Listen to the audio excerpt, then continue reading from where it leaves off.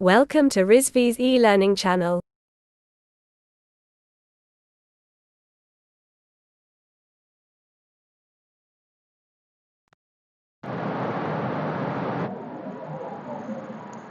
Hello students, I am Hassan Azhar from MBA department. Today we will cover the pestle analysis.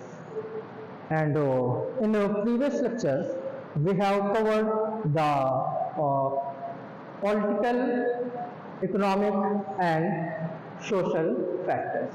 In this lecture, we will try to cover technological, environmental and legal factors. So let me start. The first T for technological. Technological factors, it means the rapid pace of technological advancement can significantly impact marketing strategy. Marketers need to be aware of emerging technology, innovations, trends, and how these can be leveraged to improve their products or their audience more effectively.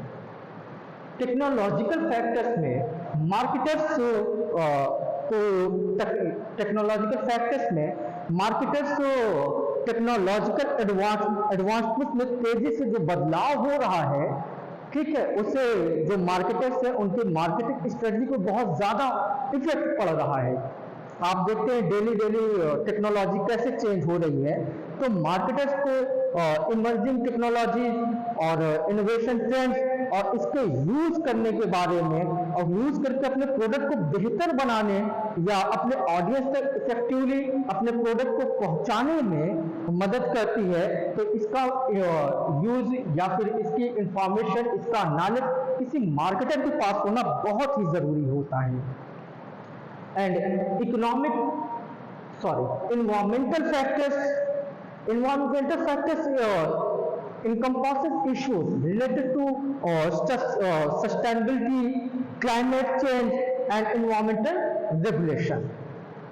So business are increasingly expected to consider their environmental impact and develop a marketing strategy that resonate with environmentally conscious consumer. So environmental factors में हम लोग अगर we are as a marketer, so environmental factor में sustainability, climate change and environmental regulation से related बहुत सारे मुद्दे होते हैं, बहुत सारी चीजें होती हैं जो बिजनेस से ये एक्सपेक्टेशन रहती है कि वे अपने इन्वायरमेंटल इम्पैक्ट को कंसीडर करें और ऐसी मार्केटिंग स्ट्रेटजी बनाए जो इन्वायरमेंटल के प्रति, इन्वायरमेंटल को लेकर कंज्यूमर को अवेयर करे।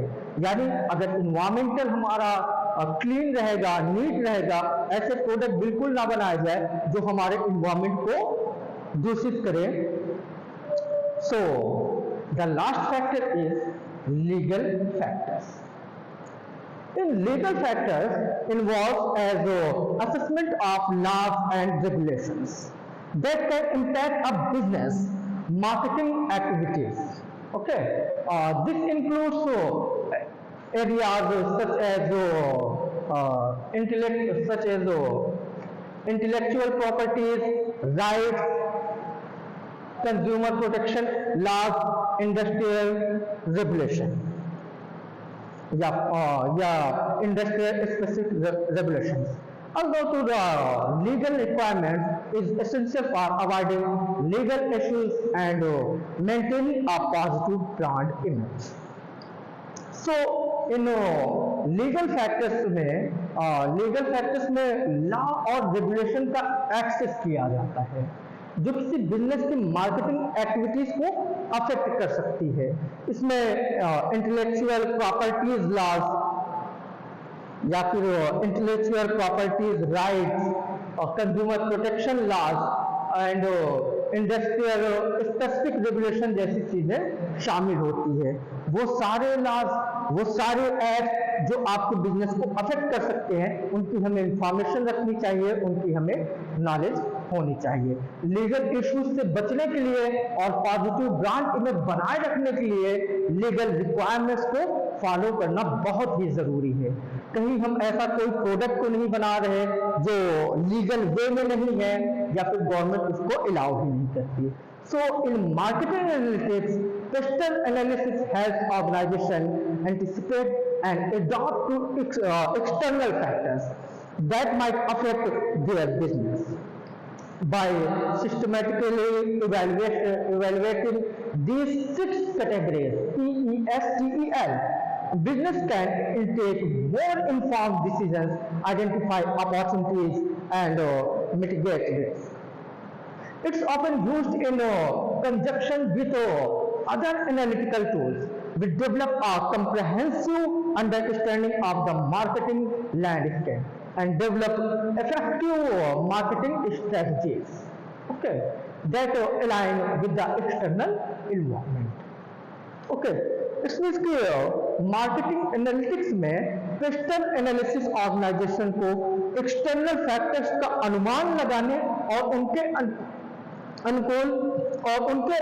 अनुकूल या उनके फायदे के लिए बनाने में हेल्प करता है, जो उनके बिजनेस को अफेक्ट कर सकती है, वो सभी एक्सटर्नल फैक्टर्स। और हम यहाँ 6 कैटेगरीज का सिस्टमेटिकली एवल्यूएशन करके 6 कैटेगरीज PESTEL बिजनेस ज़्यादा से ज़्यादा इन्फॉर्म डिसीजन ले सकते हैं और अपॉर्चुनिटीज को आइडेंटिफाई कर सकते हैं और रिस्क को कम कर सकते हैं। तो कुल मिलाकर के जो पेस्टल एनालिसिस किया जाता है वो उसके दौरान हम ये देखते हैं कि कौन कौन से हमारे ऐसे एक्सटर्नल फैक्टर्स हैं जो हमारे बिजनेस को अफेक्ट कर सकते हैं।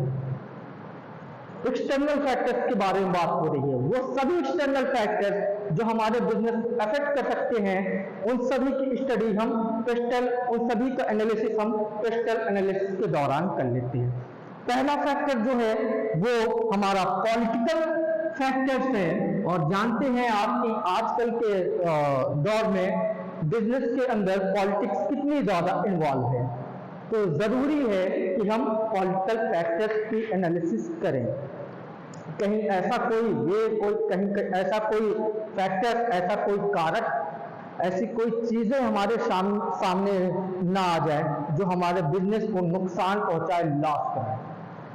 पॉलिटिक्स से रिलेटेड इकोनॉमिकल फैक्टर्स में इकोनॉमिक से रिलेटेड सारे फैक्टर्स,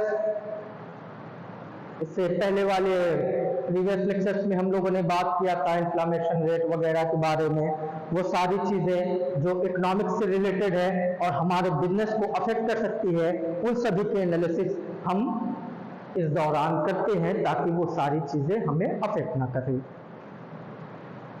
इसमें पेस्टल के सबसे मिडिल क्लास एस फैक्टर्स यानी सोशल फैक्टर्स में हमने सोशल फैक्टर्स के बारे में, डेमोग्राफिक रेशियो के बारे में, एज के रेशियो के बारे में बात की थी।